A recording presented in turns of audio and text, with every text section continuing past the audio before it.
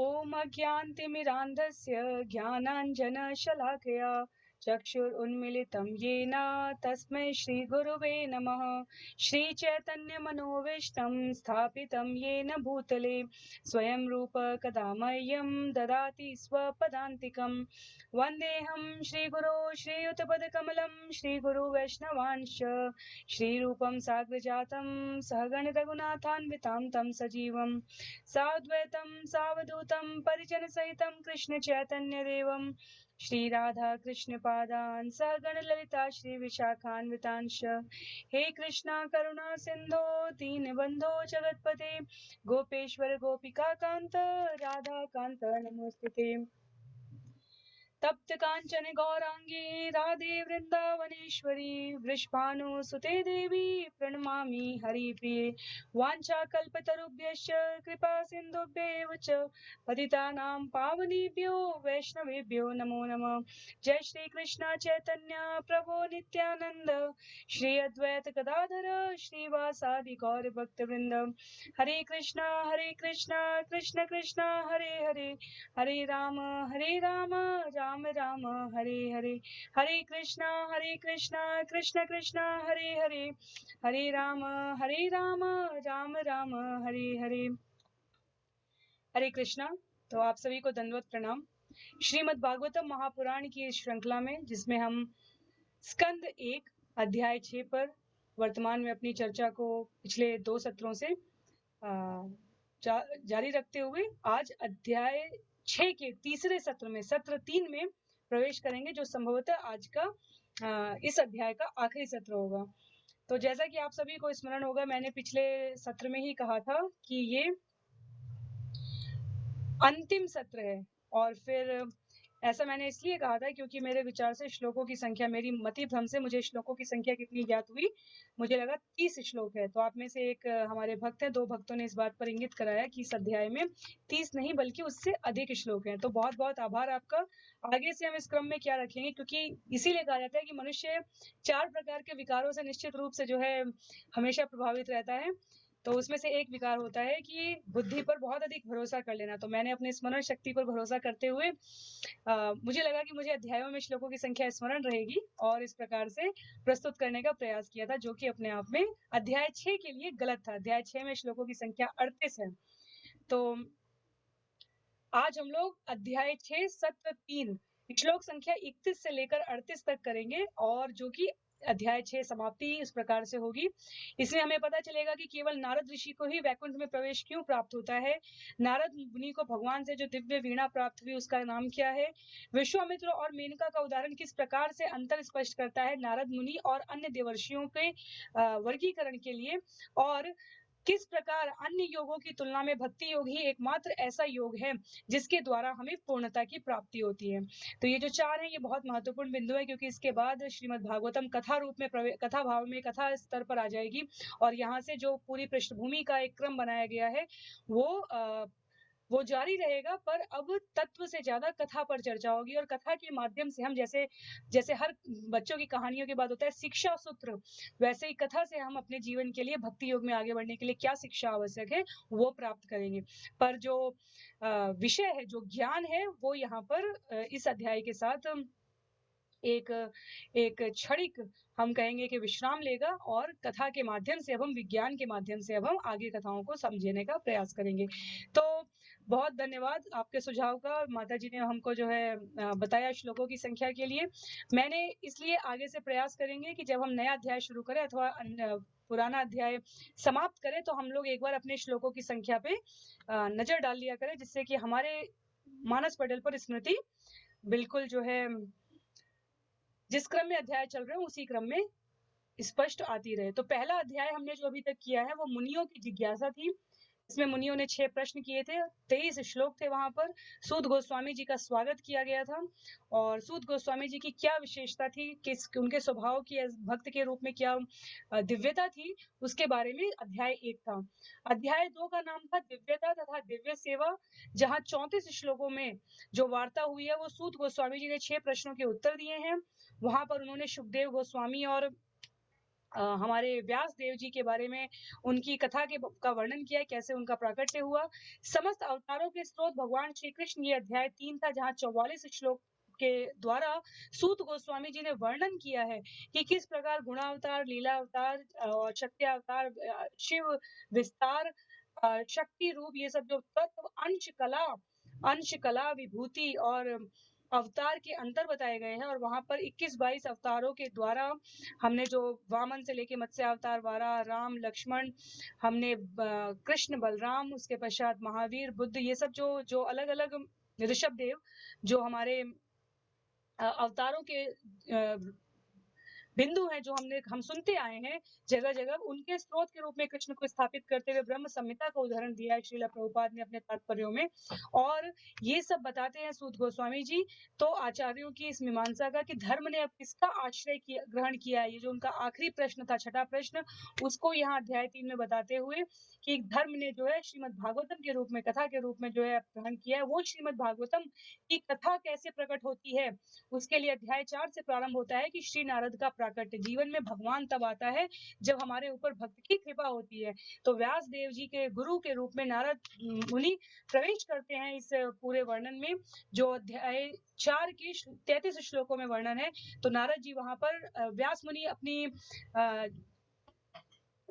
अपनी जिज्ञासा को, अपनी किस प्रकार मुझे शांति नहीं है, वो सब जो 4, 5 और बढ़ते बढ़ते 6 में आ चुका है, वो 33, 40 और 38 श्लोकों के द्वारा यहाँ पर प्रस्तुत किया गया है। तो 5वें में हमने देखा था, 5वें अध्याय में विशेष रूप से, कि नारद मुनि का स्वयं का पिछले कल्प का क्या उनकी कथा रही है, उनका अनुभव रहा है, और वो अनुभव किस प्रकार व्यास देव को उनकी असंतुष्टि के लिए, उनको पूर्ण शांति जो प्राप्त नहीं हो रही है, प्रसन्नता नहीं मिल रही है इतने वेद वांग्मय की रचना करने के पश्चात, उससे संबद्ध करते हुए नारद मुनि प्रस्तुत करते हैं कि एक भक्त, एक पूर्ण शांति का स्तर हम तभी प्राप्त कर सकते हैं जब हम भक्त के रूप में अपनी गति सुनिश्चित कर लेते हैं। तो मैंने अपनी वही गति सुनिश्चित कर ली थी व्यासदेव।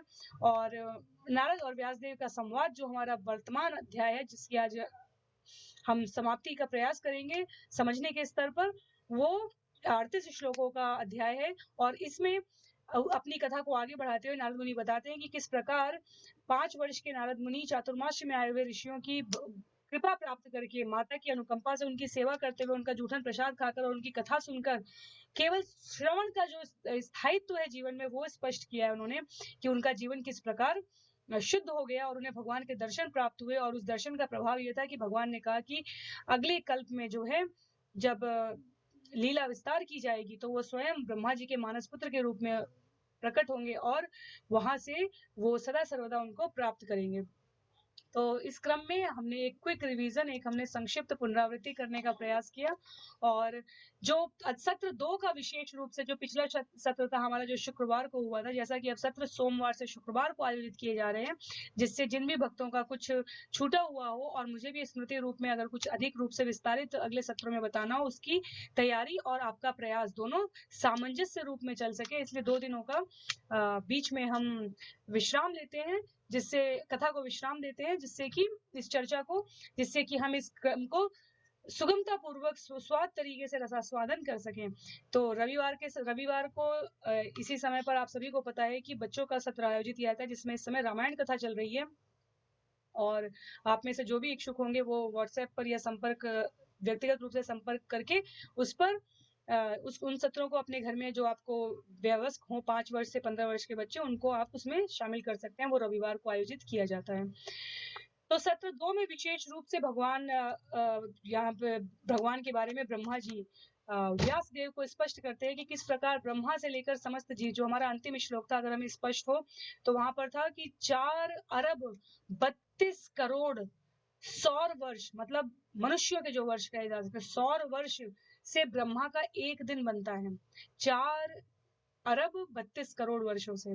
और वो कहते हैं कि इस प्रकार जब कल्प की समाप्ति होती है, पूरे इतने उसके पश्चात, तो जितने भी मरीच, अंगिरा, अत्रि, जितने भी ऋषि थे, वो सब भगवान के दिव्य शरीर से उत्पन्न होते हैं जब नए कल्प का आगमन होता है। तो वहां पर अपने इस जन्म के, इस कल्प के आगमन में कैसे नारद मुनि आते हैं, उसके बारे में उन्होंने श्लोक संख्या 30 में प्रस्तुत किया था। तो मैं पुनः आप सभी के समक्ष सीधे श्रील प्रभुपाद की पुस्तक जहाँ उन्होंने स्वयं इसका अनुवाद किया है, तात्पर्य प्रस्तुत किया है, वहां से इसको हम पढ़ने और समझने का प्रयास करेंगे। तो क्या लिखा हुआ है? लिखा है, सहस्रयुग पर्यन्ते उत्थायेदं सिश्रुषत् मरीचिमृषा ऋषय प्राणेभ्यो अहं च जग्गिरे। सहस्रयुग पर्यन्ते उत्थायेदं सिश्रुषत् मरीचिमिश्रा ऋषय प्राणेभ्यो अहं च जग्गिरे। क्या कहते हैं? नारद मुनि कहते हैं कि 4 अरब 32 करोड़ सौर वर्षों के बाद जब भगवान की इच्छा से ब्रह्मा पुनः सृष्टि करने के लिए जागे, तो मरीचि, अंगिरा, अत्रि इत्यादि सारे ऋषि भगवान के दिव्य शरीर से उत्पन्न हुए और उन्हीं के साथ साथ मैं भी उत्पन्न हुआ। तो ये जो अवधि है ब्रह्मा जी की, इसमें जो हमारे गर्भोदक्षाई विष्णु के शरीर के भीतर योग निद्रा में शयन कर रहे होते हैं ब्रह्मा जी। और इस निद्रा के बाद जब भगवान की इच्छा से ब्रह्मा के माध्यम द्वारा पुनः सृष्टि की जाती है, तो सारे ऋषि पुनः दिव्य शरीर के विभिन्न अंगों से प्रकट होते हैं और नारद भी इसी तरह प्रकट हुए, ऐसा वो व्यास मुनि को बता रहे हैं। तो हम अपने जीवन में, व्यवहारिक जीवन में, इस भौतिक जीवन में, इस वर्तमान जीवन में प्रतिदिन दिन में काम करते हैं, शाम को सो जाते हैं, फिर सुबह कहा जाता है कि ताजी ऊर्जा के साथ हम निर्माण का, सृजन का कार्य करेंगे। तो उसी प्रकार ब्रह्मा जी के लिए कहा जाता है कि एक दिन एक उसके पश्चात वो जगते हैं, तो अपने आप को जो है फिर से सृष्टि के निर्माण की जो भगवान की आज्ञा है उसका पालन करने लग जाते हैं। और इस बीच जो नारद जो है जैसे ऋषि हैं, वो इसी दिव्य शरीर में अब प्रकट और अंतर ध्यान होते रहते हैं। क्यों? क्योंकि उन्हें भगवान के अंतरंग पार्षद बनने का सुख प्राप्त हुआ है। ये बद्ध जीवों के शरीर से भिन्न होता है, क्योंकि इस शरीर तथा आत्मा में कोई भेद नहीं होता। ऐसा श्रील प्रभुपाद ने तात्पर्य में बिल्कुल स्पष्ट रूप में लिखा है कि ये जो मरीच, अंगिरा, अत्रि, ये लोग शरीर में प्रवेश करते हैं भगवान के और फिर निकल कर आते हैं, उसी प्रकार नारद मुनि भी उसी प्रकार निकल कर आते हैं। तो ये कोई मृत्यु और जीवन वाली उनके लिए बात नहीं होती, क्योंकि वहां भौतिक शरीर होता ही नहीं है। वहां सब कुछ आध्यात्मिक स्तर पर होता है। नित्य जगत में सब कुछ आध्यात्मिक स्तर पर होता है। उसके बाद श्लोक संख्या 31 में चलते हैं। श्लोक संख्या 31 में भगवान कहते हैं, यहाँ जो बार बार भगवान शब्द का संबोधन है वो हमारे नारद मुनि के लिए, क्योंकि हमने पिछले अध्याय में समझा था कि नारद मुनि स्वयं भगवान का एक विस्तार रूप है।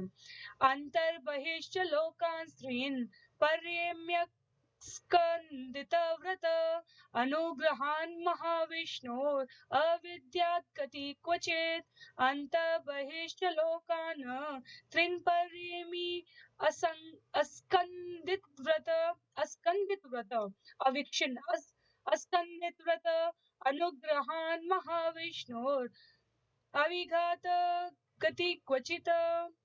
तब से, कब से? जब से ऐसा प्रथम बार हुआ, जब से उन्होंने भगवान के शरीर में पहली बार विलय किया भगवान के आशीर्वाद के पश्चात, तब से सर्वशक्तिमान विष्णु की कृपा से मैं दिव्य जगत में तथा भौतिक जगत के तीनों प्रखंडों में बिना रोक टोक के सर्वत्र विचरण करता हूँ। ऐसा इसलिए है क्योंकि मैं भगवान की अविच्छिन्न भक्तिमय सेवा में स्थिर हूँ।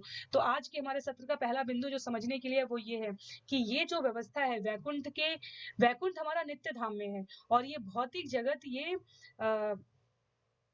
ये अनित्य धाम है हमारा। और नारद जी एकमात्र ऐसे ऋषि हैं जो कि भौतिक से जगत से आध्यात्मिक जगत बिना किसी विक्षेप के, बिना किसी के प्रतिरोध, रोक टोक के विचरण करते रहते हैं। क्यों? क्योंकि वो ऋषि के रूप में जो उनको अंतरंग पार्षद की विशेष सदस्यता मिली है, उसमें वो अपने आप को अविच्छिन्न भक्तिमय सेवा में लगा रखे। क्या लिखा था? अविच्छिन्न गति क्वचित, तो बिना किसी रोक टोक के। क्यों? क्योंकि उनका जो संबंध है हेतु की कृपा से, भगवान की कृपा से उनका जो संबंध है वो अस्कंदित है, अविघात है। स्कंदित है और अभिघात है, वो किसी भी प्रकार से आबद्ध नहीं है। क्यों? क्योंकि वो अब अपने हित के लिए, अपने भौतिक, अपनी सुख सुविधा, अपने लाभ के लिए कुछ सोचते ही नहीं है। तो ये जो ब्रह्मांड है, जैसा कि हम हमेशा इस स्तर पर बात करते आते हैं, एक उसकी ऊर्ध्व गति होती है, एक उसकी अधोगति होती है और एक मध्य के लोक होते हैं। तो पृथ्वी जो है वो मध्य के लोक में आती है और जो ब्रह्मांड की भौतिक आवरण है उसके ऊपर भी चिन्मय आकाश होता है। तो ऊर्ध्वलोक अर्थात ब्रह्मलोक, ऊपर के लोक अर्थात ब्रह्मलोक के ऊपर भी जो है आकाश है वो चिन्मय आकाश है, जिसका विस्तार असीम है। और जो भगवान के मुक्त पार्षद है, शाश्वत मुक्त पार्षद है, नारद मुनि उसमें से ही एक आते हैं। तो उनके लिए कहा जाता है कि वो बिना किसी रोक टोक के, वो सब स्वप्रकाशित वैकुंठ लोक होते हैं। वहां पर असंख्य पार्षद जो है निवास कर रहे होते हैं। तो उस भाग में जैसे भगवान अपनी सृष्टि में कहीं भी आने जाने के लिए स्वतंत्र होते हैं, वैसे ही नारद मुनि के लिए कहा जाता है कि वो इन सभी लोकों में भौतिक एवं दिव्य प्रक्षेत्रों में बिना किसी रोक टोक के प्रवेश कर सकते हैं। भौतिक जगत में जितने भी जीव हैं, वो भौतिक प्रकृति के 3 गुणों से सतोगुण, रजोगुण और तमोगुण से प्रभावित होते हैं। लेकिन जो नारद मुनि हैं, वो भौतिक गुणों से परे हैं, क्योंकि उन्होंने क्या कहा, वो अविच्छिन्न भक्ति कर रहे हैं, इसलिए वो कहीं पर भी अबोध रूप से विचरण कर सकते हैं। ये भगवान विष्णु की अहेतुकी की कृपा है, ये अद्वितीय कृपा है, और ऐसी कृपा केवल भक्तों के ऊपर अनुग्रहवश की जाती है, ऐसा भगवान स्पष्ट करते हैं। इसीलिए कहा जाता है कि भगवान का नाम क्या है? भगवान का नाम हीरे जवाहरात की तरह है, और हम इस भौतिक जगत में अपने समय को कंकड़ पत्थर इकट्ठे करने में व्यतीत कर देते हैं। अगर आज कह दिया जाए कि सुबह 4 बजे अपने गांव से, शहर से 40 किलोमीटर दूर का जो एयरपोर्ट है, वहां हमें पहुंचना है, क्योंकि एयरपोर्ट पे जो सुबह 4 बजे पहुंचेगा, उसको 4 लाख रुपए, मैं उदाहरण कह रही हूँ, इनाम स्वरूप दिए जाएंगे। तो हमें क्या है, हो सकता है हमें रात भर नींद भी ना आए। एक सामान्य स्तर की बात कर रही हूँ, इसमें लालची होने की बात नहीं कर रही हूँ, हम अपनी प्रतिबद्धता की बात कर रहे हैं। तो ऐसा नहीं है कि हम 4 बजे उठने के लिए प्रतिबद्ध नहीं है। हमारा स्वभाव है कि हम उठ सकते हैं, लेकिन हमारे सामने पुरस्कार कितना बड़ा है, ये निर्भर करता है। तो 4 बजे उठकर अगर भगवान की 16 माला करने के लिए कहा जाए दिव्य मुहूर्त में, तो वो हमारे लिए कठिन कार्य होता है। क्यों? क्योंकि हम प्रत्यक्ष रूप से उसका अनुभूति करने की योग्यता अपने जीवन में अभी निर्माण नहीं कर पाए हैं। जबकि जो भौतिक धन है, उसका क्या प्रयोग है इस भौतिक जगत में, गुणों के संसर्ग में रहते हुए हमें इसका भान हो चुका है। इसलिए हम 4 बजे सुबह उठ के एयरपोर्ट भी दौड़ जाएंगे 4 लाख रुपए की इनाम राशि को प्राप्त करने के लिए, पुरस्कार राशि को प्राप्त करने के लिए। पर आचार्य लोग जो ये शताब्दियों से और युगों से ये जो इतना गान कर रहे हैं कि नित्य लोग जाने के बारे में सोचो, क्योंकि वहां जाने के बाद अन्य कहीं जाने की आपको अतिरिक्त आवश्यकता नहीं है, सभी सुख ऐश्वर्य वहां पर है। बस हमारी लगन फिक्स करना, हमारी लगन को वहां पक्की दृढ़ता से के साथ स्थापित करना, ये कठिनतम कार्य है, ये सबके लिए संभव नहीं है। तो जब हम इस प्रकार की विशेषता, क्यों श्रील प्रभुपाद तात्पर्य में इस प्रकार की विशेषता लिखते हैं कि वहां पर किसी भी प्रकार का रोग नहीं है, भोग नहीं है, वहां सब कुछ जो किया जा रहा है वो एक बैकुंठ से दूसरे बैकुंठ से इस प्रकार नित्य धाम में जो अंतरंग पार्षद है, वो गति कर सकते हैं, वो सब एस्ट्रोनॉट्स हैं। तो हमारे लिए एक एस्ट्रोनॉट को तैयार करके, एक अंतरिक्ष यात्री को तैयार करके अंतरिक्ष में भेजना इतना कठिन कार्य है कि हजारों की टीम मिलके एक को भेजती है, और फिर कई हजार लाख लोग उससे रोमांचित होते हैं। और हम सुन चुके हैं, पढ़ चुके हैं, और सीरियल धारावाहिक एपिसोड्स में देख चुके हैं कि किस प्रकार देवता अपने अनेकों प्रकार के विमान, पुष्पक विमान का मुझे नाम नहीं पता स्पष्ट रूप से, लेकिन देवताओं के अपने विमान होते हैं। पुष्पक विमान तो वो विमान था जिससे भगवान राम जब अयोध्या पर वापस लौट रहे थे 14 साल के बाद विजय प्राप्त करके, तब वो आते हैं लंका से अयोध्या की तरफ। तो अपने अपने विमानों पर देवता होते हैं, अपने अपने परिवारों के साथ होते हैं, सुंदर स्त्रियां साज कर रही होती हैं, श्रृंगार से युक्त होकर वो गायन कर रही होती हैं। और जो 33 कोटि देवताओं के एक प्रकार है, उनमें से जो गंधर्व होते हैं, वो उस प्रकार से गायन कर रहे होते हैं। पर ये हमें कल्पना लगती है, ये हमें सत्य नहीं लगता, इसको हम प्रत्यक्ष प्रमाण से जानना चाहते हैं। तो इसीलिए कहा गया है कि प्रत्यक्ष प्रमाण से श्रेष्ठ हमारा शब्द अनुमान प्रमाण होता है, अनुमान प्रमाण से ज्यादा श्रेष्ठ हमारा शब्द प्रमाण होता है। जब मैंने वो कथा कही थी कि जो व्यक्ति सनातन गोस्वामी से पारसमणि लेने के लिए गया था, वो पारसमणि का प्रत्यक्ष प्रमाण जानता था। सनातन गोस्वामी उसे किस प्रकार से छोड़ के भगवान नाम में जपे हुए थे, ये अनुमान लगाया उसने, अनुमान प्रमाण प्राप्त किया यहाँ से कि निश्चित रूप से इनके पास पारसमणि से श्रेष्ठ कुछ है। और तब उसने जो है शब्द प्रमाण की अपने अंदर योग्यता अर्जित की कि नहीं, मैं ये छोड़ने के लिए तत्पर हूँ। जब उन्होंने कहा सनातन गोस्वामी ने कि जाओ इसे वापस रखाओ, तो वो रख आते हैं और शब्द प्रमाण पर ध्यान केंद्रित करते हैं। तो शास्त्र हमें शब्द प्रमाण देते हैं कि नारद ऋषि के रूप में मैं यहाँ पर स्पष्ट रूप से बताता हूँ कि देखो किस प्रकार से वो भगवान की अहेतुकी की कृपा से किसी भी लोक में जाने के लिए स्वतंत्र हैं। क्यों? क्योंकि उनके जीवन में विच्छिन्नता नहीं है भक्ति से। और इस शब्द प्रमाण को मानकर कि एयरपोर्ट पर मिलेगा या नहीं मिलेगा, पर जब ये शरीर छूटेगा, जो कि एक शाश्वत सत्य है, वहां हम ये 4 लाख रुपए नहीं ले जा सकते। तो इस शाश्वत सत्य को जानते हुए अगर हम इन शाश्वत शब्दों का जीवन में वाचन करें, श्रवण करें, कीर्तन करें, गान करें, तो हमें निश्चय ही लाभ प्राप्त होगा, जो इस धरती के 4 लाख रुपए से बहुत अधिक हो सकता है। तो आगे श्रील प्रभुपाद तात्पर्य में ये भी लिखते हैं कि ऋषि गणों को नारद मुनि की तरह आध्यात्मिक जगत में प्रवेश करने की अनुमति नहीं है। ये नरसिंह पुराण में लिखा गया है, ऐसा श्रील प्रभुपाद यहाँ स्पष्ट करते हैं। वो उदाहरण देते हैं कि जैसे मरीचि ऋषि हो गए, वो सकाम कर्म के पंडित हैं। सनक एवं सनातन जैसे ऋषि दार्शनिक चिंतन ज्ञान के प्रमाण हैं, किंतु श्री नारद मुनि ही भगवान की दिव्य भक्ति के मूल अधिकारी हैं। तो भगवान की भक्ति के जो बड़े बड़े अधिकारी नारद भक्ति सूत्र पढ़कर नारद मुनि के पद चिन्हों का अनुसरण करने का प्रयास करते हैं, तो भगवान भी अपने भक्तों को अपने राज्य में बिना किसी हिचक के प्रवेश करने की, पात्रता अर्जित करने की योग्यता दे देते हैं। तो हमें स्मरण रखना चाहिए कि मरीचि और सनातन सनत कुमारों के साथ नारद मुनि का नाम यहाँ पर इसलिए लिया गया क्योंकि ये भी नारद मुनि की तरह ही भगवान के दिव्य शरीर से निकले हुए ब्रह्मा के मानस पुत्रों में माने जाते हैं, परंतु ये इनमें से कोई सकाम कर्म का पंडित है और कोई ज्ञान योग का। तो जो हमारे सनातन सनत और सनत कुमार हैं, ये ज्ञान योग के प्रणेता कहे गए हैं। ये ज्ञान योग के माध्यम से भगवान को प्राप्त करते हैं, इसलिए ये जब वैकुंठ आते हैं तो वो उस रूप को सही प्रकार से जय विजय नहीं समझ और समझा पाते हैं और तुरंत वो क्रोधावेश में आ जाते हैं। और फिर जब भगवान बाहर आते हैं, सनातन सनत कुमार पर पूरा एक अध्याय है श्रीमद् भागवतम में, वहां हम इसकी चर्चा करेंगे। पर यहाँ हम क्या समझ रहे हैं, यहाँ हम नारद मुनि के बारे में समझ रहे हैं कि नारद मुनि क्योंकि भक्ति योग के एकमात्र प्रणेता रहे शुरुआती उससे, जिससे कि उन्हें अहेतुकी की कृपा मिली और वो इस धाम पर अपने आप को, इस धाम से लेकर उस धाम तक अपने आप को भगवान की कृपा से स्वच्छंद विचरण कराने में समर्थ हैं। उसके पश्चात श्लोक संख्या 32 में देवदत्तमिमां वीणां स्वर ब्रह्म विभूषितां मूर्छयित्वा हरि कथां गायमानश्चराम्यहम्। देवदत्तमिमां वीणां स्वर ब्रह्म विभूषितां मूर्छयित्वा हरि कथां गायमानश्चराम्यहम्। क्या कहते हैं, ये हमारे नारद मुनि व्यास देव जी को बता रहे हैं। तो वो कहते हैं यहाँ पर, और इस तरह मैं भगवान की महिमा के दिव्य संदेश का निरंतर गायन करते हुए और इस वीणा को झंकृत करते हुए विचरण करता रहता हूँ, जो दिव्य ध्वनि से पूरित है और जिसे भगवान श्री कृष्ण ने मुझे दिया था। तो लिंग पुराण में श्रील प्रभुपाद कहते हैं कि इसका वर्णन आता है, किसका वर्णन आता है कि ये वीणा नारद मुनि को भगवान से स्वयं प्राप्त हुई है। तार युक्त वाद्य यंत्र जिसे वीणा कहा गया है, इसकी पुष्टि श्रील जीव गोस्वामी द्वारा भी की गई है कि लिंग पुराण में नारद मुनि को ये भगवान कृष्ण द्वारा प्रदान की गई है, ये सत्य है।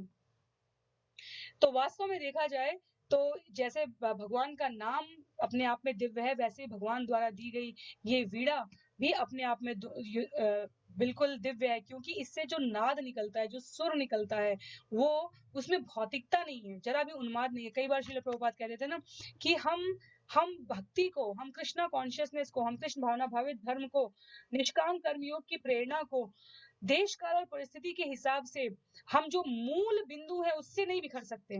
जैसे कि 4 नियमों का पालन करना चाहिए, 16 माला का पाठ करना, 16 माला का जाप करना चाहिए, शास्त्रों का नियमित पाठ करना चाहिए, ये हमारे मूल सिद्धांत है। सुबह गुरु पूजा होनी चाहिए, विग्रह की इस प्रकार सेवा होनी चाहिए, इस प्रकार हमें सुबह विश्वनाथ चक्रवर्ती ठाकुर द्वारा लिखा हुआ संसार दावानल हमारी जो गुरु वंदना है वो गाई जानी चाहिए, नरसिंह भगवान को प्रणाम होना चाहिए, तुलसी महारानी को जल दिया जाना चाहिए, तुलसी महारानी की आरती होनी चाहिए भगवान के, उसके बाद कथा श्रवण होना चाहिए, फिर अपने पुरुषार्थ के कार्यों को करना चाहिए, फिर सायंकाल होते ही हमें गौर निताई की आरती करनी चाहिए और हर उत्सव पर समय समय पर जैसा उत्सव हो उस प्रकार के भक्तों और भगवान के रूपों की हमें साधना करनी चाहिए। तो ये मूल सिद्धांत हो गया। अंतर्राष्ट्रीय कृष्ण भावनामृत संकेत तिलक लगाने चाहिए, कंठी पहननी चाहिए, अपने समस्त जो कर्म है उसको भगवान को समर्पित करना चाहिए, सुंदर भोग बनाकर भगवान को अर्पित करना चाहिए, और गृहस्थियों को विशेष रूप से आगंतुकों की सेवा करनी चाहिए, अपने घर अन्य गृहस्थियों को आमंत्रित करना चाहिए। तो श्रील प्रभुपाद कहते थे कि इन सारे नियमों में कोई संशोधन नहीं किया जा सकता, लेकिन देश काल परिस्थिति के हिसाब से इनमें आप क्या कर सकते हो, जो वहां पर उचित हो वो कर सकते हो। जैसे भोग की बात की है अगर, तो अगर पश्चिमी देशों में जो जिस प्रकार की खाद्य सामग्री प्रसिद्ध है, वो बिना किसी प्रकार के जो अभक्ष्य वाले पदार्थ हैं, जैसे कि लहसुन हो गया, प्याज हो गया और मांसाहार हो गया, इन सबसे विरक्त रहे, तो आपका फॉर्मेट बदल जाएगा। यहाँ उत्तर भारत की तरफ से अगर पूरी भगवान को भोग में लगती है।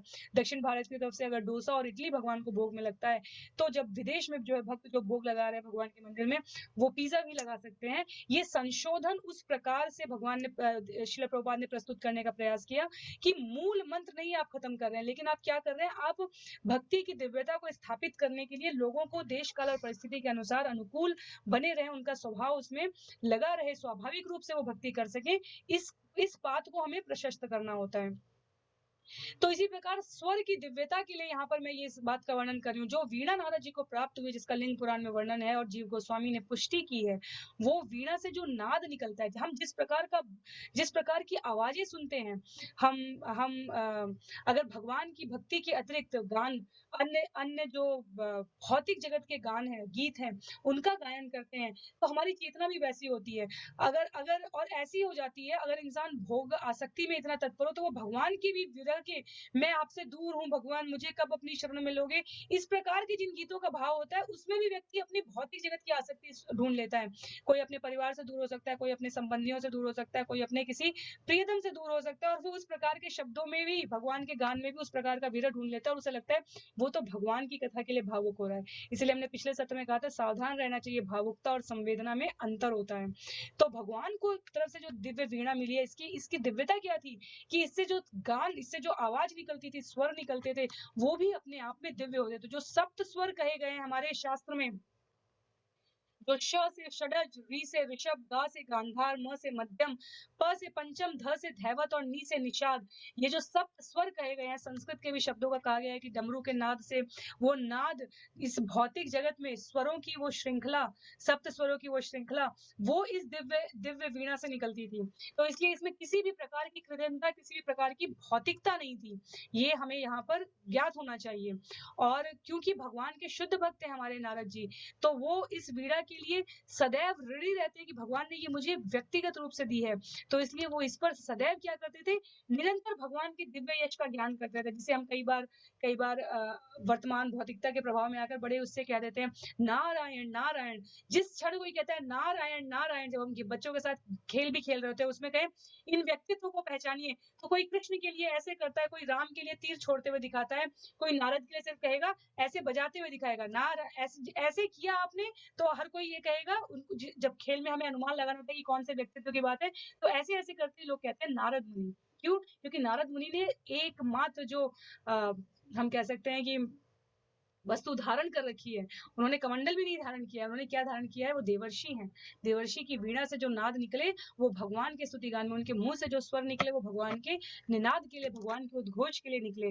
तो इसलिए कहा गया है कि भौतिक जगत में भी हमें इन सप्त स्वरों का प्रयोग, अर्थात हमारी जो वाणी है, हमारे जो गीत हो, हमारा जो श्रवण हो, वो सब कुछ इन सप्त स्वरों के मार्गदर्शन में, इसी व्यवहार द्वारा, जैसे सप्त स्वर व्यवहार करते हैं भगवान की सेवा में महिमा के निरंतर गायन द्वारा, वैसा ही हमें भी अपने जीवन में करने का प्रयास करना चाहिए। तो ये एक नई सूचना है जो कि श्रील प्रभुपाद तात्पर्य में देते हैं हमें, कि ये जो वीणा है, ये भगवान ने स्वयं नारद मुनि को प्रदान की थी।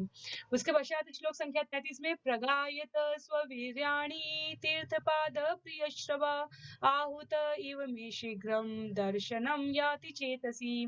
प्रगायत स्ववीर्याणि तीर्थपाद प्रियश्रवा आहुत इव मे शीघ्रम दर्शनम याति चेतसी। क्या कहते हैं नारद मुनि? नारद मुनि कह रहे हैं व्यासदेव को, जो ही मैं भगवान श्री कृष्ण की मधुर महिमा की पवित्र लीलाओं का कीर्तन करना प्रारंभ करता हूँ, त्यों ही वे मेरे हृदयस्थ में प्रकट हो जाते हैं, मानो उनको बुलाया गया हो। तो नारद मुनि यहाँ स्थापित करते हैं कि जो शुद्ध भक्त हैं, वो भगवान के नाम रूप लीलाओं का श्रवण कीर्तन और स्मरण करते हुए भक्ति कर रहे होते हैं। तो जैसे टेलीविजन के द्वारा हमें हम जो देखना चाहें उसके अनुकूल हम देख सकते हैं, वैसे ही आध्यात्मिक दृष्टिपटल के द्वारा जब हम अपने हृदय में उसी प्रकार से भगवान को प्रकट कर सकते हैं, उतनी क्लियरता, उतनी क्लियर स्पष्टता के साथ जिस प्रकार से हम टेलीविजन पर चित्रों को देख रहे होते हैं, हम अपने मन में, हृदय में भगवान को, उनकी भजन करते हुए उसी प्रकार से प्रतिबिंब के रूप में हम देख सकते हैं, प्रतिक्षण उनका अनुभव कर सकते हैं, यश सुन सकते हैं। इसलिए नारद मुनि के इन शब्दों को हमें धारण करना चाहिए हृदयस्थ में। जब कोई चीज हमारे हृदय के बेहद करीब होती है, या कोई उत्सव हो, कोई अनुष्ठान हो, कोई कहीं हमें यात्रा करनी हो, तो हम निरंतर उसके बारे में सोचते हैं और बड़े जागृत और सजग रहते हैं। इसी प्रकार कोई व्यक्ति हो अगर जिसके प्रति हमारा अगाध प्रेम है, तो हम कार्य यंत्रवत तरीके से करते रहेंगे, पर उसके बारे में सोचते रहेंगे। जैसे मैया बच्चे के बारे में सोचती रहती है, तो ये सहज विज्ञान है, मनोविज्ञान है बेसिकली। ये मूलभूत रूप से हमारा सहज स्वभाव होता है। तो हम भगवान को भी एक व्यक्तित्व होने के कारण हम उनको भी इससे अलग नहीं कर सकते। अंतर सिर्फ हमें ये समझना है कि भगवान सर्वश्रेष्ठ पुरुष हैं और उनके सारे कार्य अलौकिक होंगे। हमें इस महिमा का गान, भगवान की कीर्तन महिमा का गान अपने किसी लाभ के लिए नहीं, निजी लाभ के लिए नहीं, किसी भौतिक लाभ के लिए नहीं, मेरा यश हो, मेरा नाम हो, मेरा प्रचार हो, मेरा गान हो, भले हम दूसरे किसी भक्त को, किसी वैष्णव को सता के ये कर रहे हो, तो ये उचित नहीं है। हर व्यक्ति का दूसरे व्यक्ति के प्रति स्वाभाविक सम्मान होने मात्र से जीवन में आध्यात्मिकता का लक्षण स्पष्ट दिखने लगता है। अगर व्यक्ति व्यक्ति के प्रति सम्मान करने लगे, अध्याय 5 भगवत गीता श्लोक संख्या 29 में भगवान ने अर्जुन को कहा है कि सुहृदय स्वामी, मैं सभी का सुहृदयी हूँ, सभी का मित्र हूँ, सभी का हितैषी हूँ। तो जीव भी जब ऐसी बात करने लगता है, तब जो है ये कहा जाता है कि वो भगवान के अंतरंग पार्षद की स्थिति में आ जाता है, वो भक्ति की दिव्यता को अपने जीवन में समझ चुका होता है। आगे बढ़ते हैं श्लोक संख्या 34 पे। एतत् हि आतुरचित्तानां मात्रा स्पर्शेक्षया मुहुः भवसिन्धु प्लवो दृष्टो हरिचर्यानुवर्णनम्। एतत् हि आतुरचित्तानां मात्रा स्पर्शेक्षया मुहुः भवसिन्धु प्लवो दृष्टो हरिचर्यानुवर्णनम्। क्या कहते हैं यहाँ पर? बहुत ही विनम्रता के साथ नारद मुनि कहते हैं, ये मेरा निजी अनुभव है। जो लोग विषय वस्तुओं से संपर्क की इच्छा रखने के कारण सदैव चिंताग्रस्त रहते हैं, वे भगवान की दिव्य लीलाओं के निरंतर कीर्तन रूपी सर्वाधिक उपयुक्त नौका पर चढ़कर अज्ञान रूपी सागर को पार कर सकते हैं।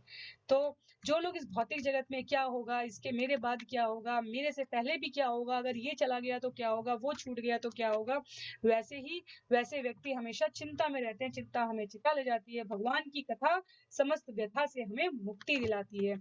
तो उसीलिए कहा गया कि अज्ञान रूपी सागर को जो नित्य कीर्तन रूपी नाव पर सवार हैं, वो आसानी से पार कर ले जाते हैं।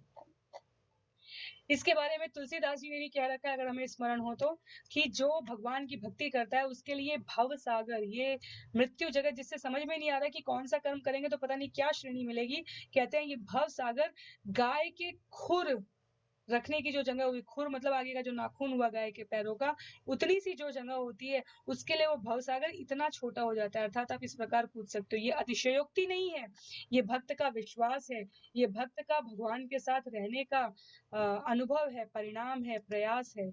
तो हमें भी अपने जीवन में जब हम इस प्रकार का प्रयास करने के लिए उद्यत रहें, तो आश्वस्त हो जाना चाहिए कि अगर भगवान की कृपा रही तो वो हम पर अवश्य अनुग्रह करेंगे ही करेंगे। यम आदि भी योग पथे काम लोभ हतो मुहुः मुकुंद सेवया यद्वत् तथात्मा दान शाम्यति। यम आदि भी योग पथे कम लोभ हतो मुहुः कम मुकुंद सेवया यद्वत् तथात्मा दान शाम्यति। नारद मुनि अब अंतिम कुछ श्लोक हैं क्योंकि, तो नारद मुनि अब इस अनुभव के पश्चात कहते हैं, यह सत्य है कि योग पद्धति के द्वारा इंद्रियों को वश में करने के अभ्यास से मनुष्य को काम तथा लोभ की चिंताओं से राहत मिल जाएगी, किंतु इससे आत्मा को संतोष नहीं होगा, क्योंकि यह संतोष भगवान की भक्तिमय सेवा द्वारा ही प्राप्त किया जा सकता है।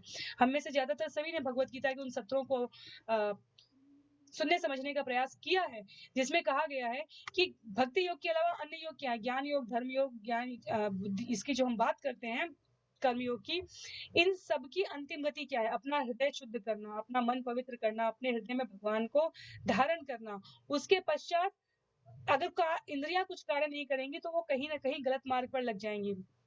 तो भक्ति योग में क्या होता है? भक्ति योग में इंद्रियों को ही स्वतः भगवान की सेवा में लगा देने से काम, क्रोध, लोभ, मद, मोह, तस्कर, इन सब प्रकार के जो अवगुण है उनसे हमें मुक्ति मिल जाती है। क्यों? क्योंकि जहाँ प्रकाश है वहां अंधकार नहीं रह सकता। तो इंद्रिय लिप्सा, इंद्रिय को संतुष्ट करने की जो हमारी ये भावना है, वो अपने आप विरक्ति की ओर बढ़ने लग जाती है जब हम अपनी आसक्ति भगवान की कथा में और उसके यशोगान में, उसके प्रचार में, उसकी सेवा में लगा देते हैं। सर्वं तादिदमाख्यातं यत्पृष्टोऽहं त्वया नघ जन्म कर्म रहस्यं मे भवतश्चात्मतोषणम् सर्वं तदिदमाख्यातं यत्पृष्टोऽहं त्वया नघ जन्म कर्म रहस्यं मे भवतश्चात्मतोषणम्। क्या कहते हैं? व्यासदेव स्पष्ट रूप से कहते हैं, व्यासदेव को स्पष्ट रूप से नारद मुनि कहते हैं, हे व्यासदेव, तुम समस्त पापों से मुक्त हो। इस तरह जैसा तुमने पूछा उसी के अनुसार मैंने अपने जन्म तथा आत्म साक्षात्कार के लिए किए गए कर्मों की व्याख्या की है। यह तुम्हारे आत्म संतोष के लिए भी लाभप्रद होगा। तो ऋषि ने इसमें अपनी महिमा का बखान नहीं किया। ऋषि ने कहा कि ये तुम्हारे लाभ के लिए है, हमारे देवर्षि नारद ने, और ये तुम्हारे लाभ के लिए है। तुम्हें जन्म तथा आत्म साक्षात्कार के संबंध में जो कर्म थे उनकी व्याख्या समझनी थी कि मैंने किस प्रकार किया। तो तुम्हारी तुष्टि के लिए, जिज्ञासाओं की तुष्टि के लिए ये भक्तिमय कार्य की पद्धति की मैंने सम्यक विवेचना कर दी। भक्तिमय कार्य पद्धति की सम्यक विवेचना कर दी मैंने।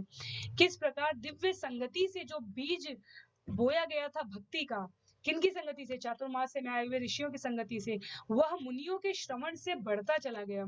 तो सबसे पहले दिव्य संगति क्या है? भक्ति को पल्लवित करने का, पुष्पित करने का बीज क्या है भक्ति के लिए? वो है दिव्य संगति। उसके पश्चात वो बीज धीरे धीरे कैसे बढ़ता है? मुनियों से सतत श्रवण करने से बढ़ता है।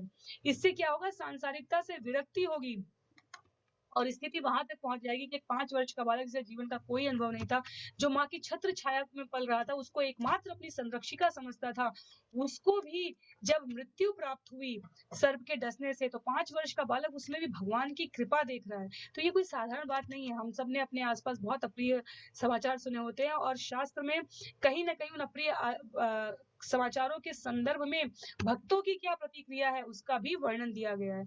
तो एकमात्र संरक्षिका माता की मृत्यु के पश्चात भी मैंने उसको भगवान की इच्छा समझकर स्वीकार किया और माता की खोज और दर्शन के लिए चल पड़ा। तो आप लोगों के सामने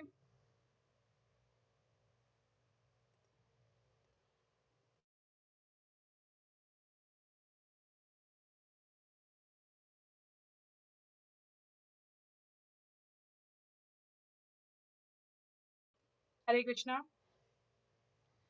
ये सत्र YouTube पर ऑनलाइन किए जा रहे हैं, तो आप लोगों को इसमें जूम से जुड़ने की कोई अतिरिक्त आवश्यकता नहीं है। तो नारद मुनि यहाँ पर क्या कह रहे हैं? नारद मुनि कह रहे हैं कि मैं माता की मृत्यु के पश्चात माता के बताए गए मार्ग से किस प्रकार माता की सेवा के मार्ग से जो भक्तों का, ऋषियों का मुझे अनुग्रह प्राप्त हुआ था, उससे मैं अपने आप को आगे बढ़ाने, उस मार्ग पर आगे चलने के लिए मैं जंगलों में भगवान की प्राप्ति के लिए चल पड़ा। और क्या होता है उसके पश्चात? जो मेरे जीवन में तनिक भी किसी भी प्रकार की, एक मिनट, तनिक भी किसी भी प्रकार की जो मेरे जीवन में भौतिक दृष्टि से अतिरिक्तता रह गई हो, किसी भी प्रकार की कलमशता रह गई हो, वो विभिन्न क्षेत्रों से, रास्तों से गुजरते हुए, जाते हुए मुझे जब मैंने ध्यान किया, धारणा की और भगवान ने प्रकट होकर मुझे ये पिछला जन्म मेरा अपना उन्होंने पूरा मुझे यापन करने का आदेश दिया और कहा कि अगले जन्म में मुझे उसकी प्राप्ति, अगले जन्म में मुझे भगवत प्राप्ति होगी, तो उसको भी मैंने भगवान का प्रसाद ही माना। तो इस प्रकार नारद मुनि कहते हैं कि दिव्य अनुभूति के सारे रहस्यों का अनुभव नारद जी स्वयं करते हैं और किसी भी प्रकार के भौतिक अभावों का उनकी दिव्य अनुभूति से कोई संपर्क नहीं होता है, कोई उसका सापेक्षिक उनको हानि नहीं होता है। तो अगर सही सही उदाहरण हम इस बात को समझ लें तो ये प्रत्यक्ष रीति से किस प्रकार श्रीमद् भागवत समस्त वैदिक साहित्य रूपी वृक्ष का पका हुआ फल है, ये हमें यहाँ पर स्पष्ट होगा। क्योंकि यहाँ नारद मुनि जैसे भक्त अपने निजी अनुभव को व्यक्त कर रहे हैं, वो व्यक्त कर रहे हैं अपने निजी अनुभव को, और जब अनुभव से इस प्रकार की चीजें निकल कर आती है तो उसमें किसी भी प्रकार के संशय नहीं होते। तब हमें किसी शब्द प्रमाण की तब प्रत्यक्ष प्रमाण की आवश्यकता नहीं होती, शब्द प्रमाण ही पर्याप्त होते हैं। तो उसके पश्चात श्लोक संख्या 37 में कहते हैं सूत उवाच एवं संभाष्य भगवान नारदो वासवी सुतम आमंत्र्य वीणां रणियं ययो यादक्षिको मुनि। सुत उवाच एवं संभाष्य भगवान नारदो वासवी सुतम आमंत्र्य वीणां रणियं ययो यादक्षिको मुनि। क्या कहते हैं? सूत गोस्वामी जी आ गए। क्यों? क्योंकि सूत गोस्वामी जी वर्णन करते हैं कि इसके अतिरिक्त अब नारद मुनि के पास कुछ कहने के लिए नहीं था। शिष्य भी श्रेष्ठ है और गुरु भी श्रेष्ठ है।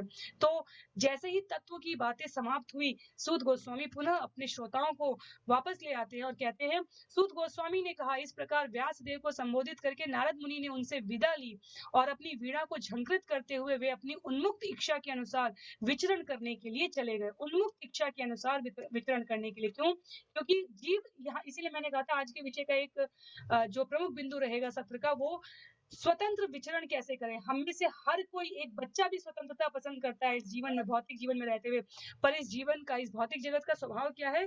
अशाश्वतम दुखालयम, अशाश्वतम दुखालय में। यहाँ सब कोई परतंत्र है, पर हमारे आचार्य कहते हैं, अपनी पुस्तक में विवेचना की है, हमारे गोपाल कृष्ण महाराज हैं जो है आचार्यों की इन परंपरा में, उन्होंने अपनी पुस्तक में विवेचना की है। उन्होंने कहा है कि जीव कैसे स्वतंत्रता, पूरी स्वतंत्रता प्राप्त कर सकते हैं हम इस जगत में, पर अपने आप को भगवान के चरणों में परतंत्र कर देने से हम इस पूरे जीव जगत में स्वतंत्र रह सकते हैं। बहुत ही सुस्वादु ये बिंदु है, हमें समझना चाहिए। कितना रुचिकर है, कितना रहस्यमय है और कितना समझने में सरल है। जिस व्यक्ति ने अपने जीवन को बेड़ियों में युक्त किया है, वो बेड़ियां भगवान के चरणों से बंधी हुई हैं। जिसका जीवन भगवान के चरणों में परतंत्र है, वो इस भौतिक जगत में स्वतंत्र है। और जो इस भौतिक जगत में परतंत्र है दिख रहा है हमें, वो इसलिए क्योंकि वो भगवान के चरणों से अपने को स्वतंत्र किया हुआ है। तो अगर हम इस भौतिक जगत में स्वतंत्र रहना चाहते हैं, तो हमें अपने आप को भगवान के चरणों में डाल देना चाहिए, क्योंकि उनके अतिरिक्त और कुछ भी इस जगत में जानने योग्य ज्ञान नहीं है। जैसे एक छोटे बच्चे को अगर आप सजा देने के लिए कमरे में बंद कर दें, तो ये उसकी परतंत्रता है।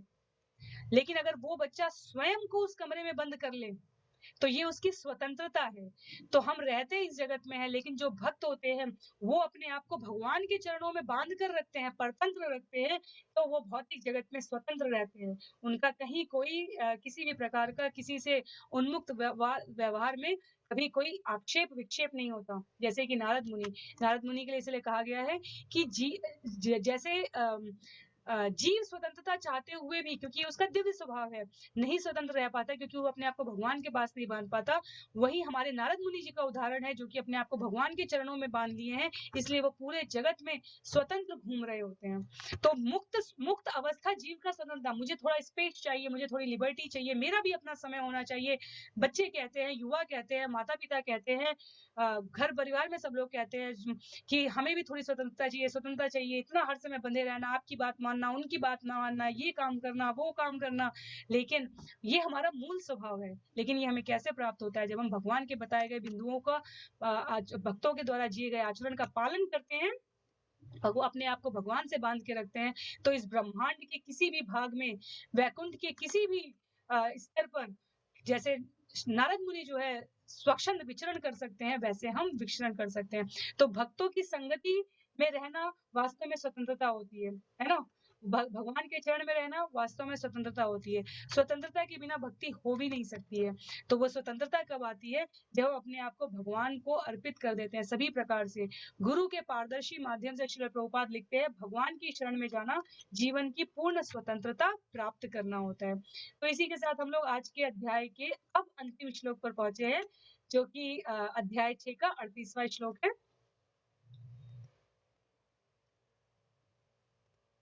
अहो देवर्षि धन्योऽयं यत्कीर्तिं शाङ्गन्धमन् गायन् माद्यनिन्दं तंत्र या रम्यत्यातुरं जगत्। क्या कह रहे हैं? अहो